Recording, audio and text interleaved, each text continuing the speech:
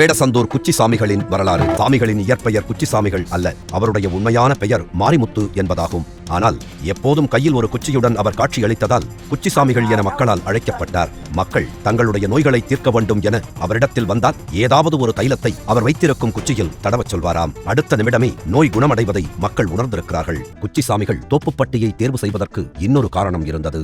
இந்த பகுதியில் இருந்த மக்கள் மந்திரவாதிகளின் தொல்லைகளால் பெரிதும் அவதிப்பட்டு வந்தனர். மந்திரவாதிகளிடமிருந்து மக்களை காக்க வேண்டும் என நினைத்தார் அவர். இதைத் தொடர்ந்துதான் வேடச்சந்தூரில் இருந்து தோப்புப்பட்டிக்கு இடம்பெயர்ந்தார். குச்சிசாமிகளுக்கு சொந்த ஊர் எதுவென்று யாருக்கும் தெரியவில்லை. தோப்புப்பட்டியில் தனக்கான காலம் நெருங்கிவிட்டதை அறிந்த குச்சிசாமிகள் 2012ஆம் ஆண்டு ஆவணி மாதம் உத்திரம் நட்சத்திரத்தில் ஜீவசமாதியானார். குச்சிசாமிகள் ஜீவசமாதியான போது அவருக்கு 104 வயது என்றும் 127 வயது என்றும் இருவேறு கருத்துகள் இருக்கின்றன.